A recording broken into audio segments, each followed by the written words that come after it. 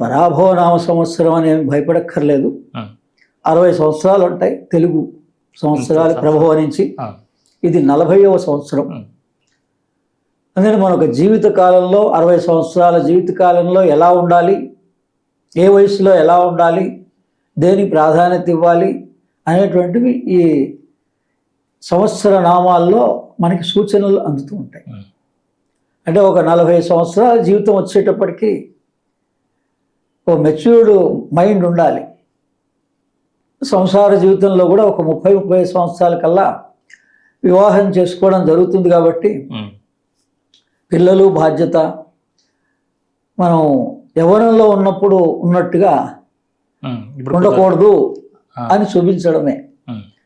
పరాభవనామము అని అంటే అసౌకర్యాన్ని, పరాభవాన్ని సూచిస్తోంది. వాటి నుంచి మనం ఎలా తప్పించుకోవాలి అనేది ముందుగానే పెద్దలను అడిగి శాస్త్రాన్ని అధ్యయనం చేసి మనం గ్రహించవచ్చు. మాతృదేవోభవ, పితృదేవోభవ, ఆచార్య దేవోభవ. ఓం గురుర్బ్రహ్మ గురుర్విష్ణు గురుర్దేవో మహేశ్వర గురు సాక్షాత్ పరబ్రహ్మ తస్మై శ్రీ గురవే నమః. ఓం నిర్నామనిఖిలేశ్వర నిరంజనానందఘన త్రిపురా పరమేశ్వర గగన సింధు భైరవ మహావతార్ బాబాజీ శ్రీ శరణం నమః. విశ్వం గురుభ్యో నమః. సచ్చిద్ ఆనంద గురుభ్యో నమః. కేవలం ఈ జ్యోతిష్యాన్ని ఈ నూతన సంవత్సరం సందర్భంగా చెప్పేటువంటి ఫలితాన్ని కేవలం రాబోయేటువంటి రోజుల్లో ఏం జరుగుతుంది అన్నదాన్ని దృష్టిలో కాకుండా దీన్ని విద్యగా తెలుసుకోవాలి. దీన్ని మొట్టమొదటిసారి లోకంలో అందజేసినటువంటి మహానుభావులు ఎక్కిరాల కృష్ణమాచారి గారు. దీనికి ప్రామాణికం, దీని జ్యోతిర్విద్య అంటారు. భగవద్గీతలో అక్షర పరబ్రహ్మ యోగంలో 24వ శ్లోకంలో ఇది ఉంది. అగ్ని జ్యోతి శుక్ల ఈ పక్షాల్లో, తర్వాత ఆయనాల్లో ఉత్తరాయణం దక్షిణాయనం. అందుకని ఈ మార్గాల్లో ఏంటంటే పగలు కానీ శుక్లపక్షంలో కానీ ఉత్తరాయణంలో కానీ ఆ మార్గాల్లో వీళ్ళు యోగులు అనబడేటువంటి వాళ్ళని పైలోకాలకి పరబ్రహ్మానికి చేరుస్తారు అని ప్రామాణికంగా ఉంది. దానికి మనం ఆశ్రయించవలసిందేది అగ్ని. మొట్టమొదటి రాసింది అగ్ని, జ్యోతి. అదే మనకు కనిపిస్తున్నవి జ్యోతులు, సూర్యుడు, చంద్రుడు, తారలు. వీటిని భగవంతుడిగా మనం భావించాలి మొట్టమొదట. అది సూచిస్తోంది భగవద్గీత ప్రామాణికంగా మనకి. జ్యోతిర్విద్య అంటే ఏదో కొత్తగా విద్య అని కాదు. దాన్ని మనం జ్యోతిష్ శాస్త్రం అని మనం దాన్ని అదే లెక్కలు, రాసులు, గ్రహాలు, నక్షత్రాలు, ఈ మూడే అందులో ఉండేది. ఏంటంటే ప్రధానమైన అంశాలు రాసులు, గ్రహాలు, నక్షత్రాలు. వీటిలో ఈ సంవత్సరం పరాభవనామ సంవత్సరంలో ఏ రోజు మనకి వారంలో ఏ రోజు ఈ సంవత్సరాది వస్తుందో దాన్ని రాజు అంటారు. గురువారం వస్తుంది. అందుకని గురువు రాజు స్థానంలో ఉన్నాడు. అంటే మనం పూర్తి డీటెయిల్ ఆ జ్యోతిష్ శాస్త్రంగా నేను చెప్పదలుచుకోలే.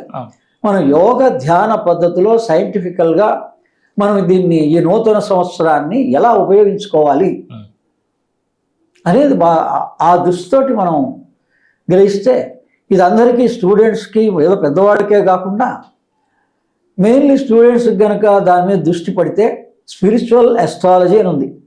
ఎక్కిరాల కృష్ణమాచారి గారు రాసిన అద్భుతమైన వాంగ్మయం ఉంది.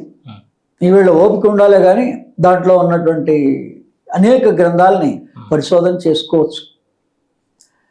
మనం అందరికీ పనికొచ్చేలాగా మూలంలో బ్రీఫ్గా మన దేహంలో ఈ గ్రహాలు ఎక్కడున్నాయి, రాసులు ఎక్కడున్నాయి, దీనివల్ల ప్రభావం ఏంటి, మనం ఏం సూచనలు అందుకోవాలి ముందుగా అనేది మనం తెలుసుకుంటే మనకు ఆ ఇంట్రెస్ట్ క్రియేట్ అవుతుంది. అప్పుడు ప్రతి సంవత్సరం కూడా ఆ రాబోయే సంవత్సరం గురించి ముందుగానే మనం ప్రిపేర్ అవ్వడానికి అవకాశం ఉంటుంది. ఇప్పుడు ఈ సంవత్సరం మనందరికీ ఆ గ్రహణ ప్రభావం ఆల్రెడీ స్టార్ట్ అయిపోయింది. సంవత్సర ప్రభావం మనం గ్రహించకపోయినా కానీ గ్రహణం ముందు వచ్చింది, చంద్రగ్రహణం. దానికన్నా ముందు సూర్యగ్రహణం వచ్చింది. ఈ గ్రహణాల ప్రభావం మనం యుద్ధంగా ఇప్పటికే 13 రోజుల నుంచి కూడా మనందరికీ దాని ఎఫెక్ట్ ఉంది.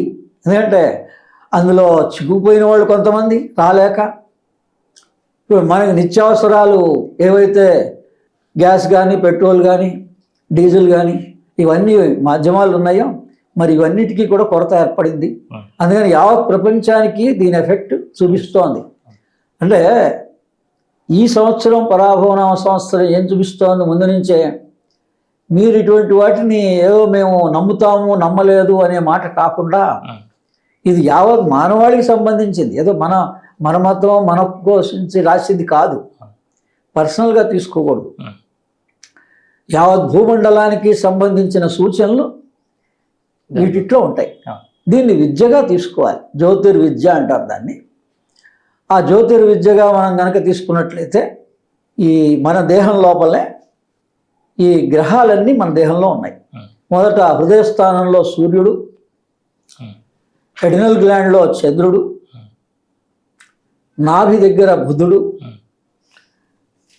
ఆజ్ఞాచక్రంలో గురువు, కంఠస్థానంలో శుక్రుడు, మూలాధారంలో శని, రాహు కేతు. ఇక రాహువు సహస్రారం పైన ఉంటాడు, కేతువు మూలాధారానికి కింద ఉంటాడు. అందుకని వాటిని బొమ్మలుగా ఏం చూపించారు, ఒక పాము యొక్క తల ఒకళ్ళు తోక ఒకళ్ళు చూపించారు. మనకన్నీ కూడా కథగా పురాణంగా ఒక బొమ్మగా చూపించిన వాటిట్లో అన్నిట్లో సైన్స్ ఉంది. మనం నమ్ముతామా నమ్మమా కాదు, అది సైన్స్గానే గ్రహిస్తే ఈ రాహు ఈ చంద్రుడితో కలిస్తే మొదట దాన్నేమో చంద్రుడితో కలిసిన రాహు ఏమో మన సహస్రారంలో పీనియల్ గ్లాండ్కి ఎఫెక్ట్ ఇస్తాడు. కేతువుతో కూడినటువంటి చంద్రుడైతే స్ప్లీన్ సెంటర్ని ఎఫెక్ట్ ఇస్తాడు. మేము అప్పుడు తినొచ్చా తినకూడదా, మేము బలవంతంగా తింటామండి అంటే అసలు స్ప్లీన్ సెంటర్ గురించి, మన బ్రెయిన్ గురించి, హ్యూమన్ బ్రెయిన్ గురించి నేను పుస్తకం కూడా రాసా, హ్యూమన్ బ్రెయిన్ గురించి, ఇన్నర్ యూనివర్స్ అని. ఈ నాలెడ్జ్ మనం తెలుసుకోవాలి. మన బాడీలో ఉన్న పారామీటర్స్ గురించిన వివరం మనం తెలుసుకోవాలి. అందుకని సూర్యుడి నుంచి మనకి 6 కిరణాలు మానవ దేహంలో ప్రవేశిస్తాయి నాభి ద్వారా. ఆ ప్రవేశించినటువంటివి స్ప్లీన్ సెంటర్కి వెళ్తాయి. ఆ స్ప్లీన్ సెంటర్ నుంచి 5 ప్రాణాలుగా డివైడ్ అవుతాయి. అది మొత్తం దేహం అంతా ప్రాణశక్తి ప్రసరిస్తుంది. అందుకని ఈ గ్రహణం దేన్ని ఎఫెక్ట్ ఇస్తోంది, స్ప్లీన్ సెంటర్ని ఎఫెక్ట్ ఇస్తోంది. అందుకని పంచప్రాణాల గురించిన అవగాహనే మనకి కలగనీయకుండా చేస్తోంది. ఎందుకు, మన జీవిత కాలంలో ఆ గ్రహణాలకి ప్రాధాన్యత ఇవ్వలేదు. కనిపిస్తుంది కదా దాని ఎఫెక్ట్. మరి మేము భక్తులం అండి, పూజలు పునస్కారాలు చేసుకున్నటువంటి వాళ్ళకు కూడా 5 ప్రాణాల గురించిన అవగాహన ఎంతమందికి ఉంది? అది లేకపోవడానికి కారణం ఏంటి? మనం బాల్యావస్థ నుంచి మనకు ఊహ తెలిసినప్పటి నుంచి మన పెద్దలు మనకి వేరేది నమ్మినా నమ్మపోయినా సూర్యుడు చంద్రుడే భగవత్ స్వరూపాలు. ఒకటి ప్రత్యక్ష భగవానుడు సూర్యుడు, అమ్మవారే చంద్రకళా స్వరూపిణి. మరి అమ్మవారు అయ్యవారు వీళ్ళేరానని వాళ్ళు చెప్పని కారణంగా, ఆయా గ్రహణాలని మనం పాటించని కారణంగా మనకి ఇలా బ్రెయిన్కి సంబంధించింది, ఆలోచన విధానానికి సంబంధించింది, బ్రెయిన్ సంబంధించింది దేనికి ఎఫెక్ట్ ఇస్తుంది? నర్వస్ సిస్టానికి ఎఫెక్ట్ ఇస్తుంది. బ్రెయిన్ అంటే నర్వస్ సిస్టమ్ దెబ్బతింటుంది. ఈ స్ప్లీన్ సెంటర్ వల్ల డైజెస్టివ్ పార్ట్ అంతా కూడా దెబ్బతింటుంది. దాని తర్వాత అసలు 5 ప్రాణాల గురించిన అవగాహనే మనిషికి జీవితకాలంలో కలగటంలే. ఒకవేళ కలిగి ఉంటే ఈ ప్రాణాలని మనం ఎలా కాపాడుకోవాలో, ఎలా ఉపయోగించుకోవాలో తెలుసుంటే, ఆ టెక్నాలజీ తెలుసుకుంటే ఈ భయమే లేదు, మృత్యు భయమే లేదు. పంచప్రాణాలు పంచకోశాల గురించి, పంచకోశాలకి కనెక్షన్ ఉంది. అలాగే రాసులకి, ఈ రాసులు ఇప్పుడు ఏ నెలలో వస్తుంది మనకి? చిత్తా నక్షత్రం కూడిన చైత్రమాసంలో మనకి ఈ ఉగాది ఆరంభం అవుతుంది. అందుకని ఆయా నక్షత్రాలు పరిపూర్ణంగా పౌర్ణమి రోజున ఏ నక్షత్రాలు ఉన్నాయో అవే ఆయా నెలలుగా చైత్రం, వైశాఖం, జ్యేష్టం, ఆషాఢం ఇవన్నీ కూడా నక్షత్రాలు. ఆయా నక్షత్రాలు ఆయా రోజు ఆయా నెలలో పౌర్ణమి రోజు వస్తుంది, అందుకని ఆ పేరు పెట్టారు. అలా మనకు 12 నెలల పేర్లకి ఆ ప్రాధాన్యత, నక్షత్రాలకి సంబంధం ఉంది. అలాగే ఇప్పుడు ఋతువులకి ఈ మనలో ఉన్న గ్లాండ్స్కి సంబంధం ఉంది. ఈ 6 ఋతువులే 6 చక్రాలు. అది కనుక పరిశోధన మనం చేసుకోగలిగితే ఏ చక్రం ఏ ఋతువులో ఎలా ఉంది అని తెలుసుకుంటే మనకి ఇంకా అనారోగ్యం రాదు. అందుకని ఇప్పుడు చైత్ర మాసం ఉంది, వసంత ఋతువు.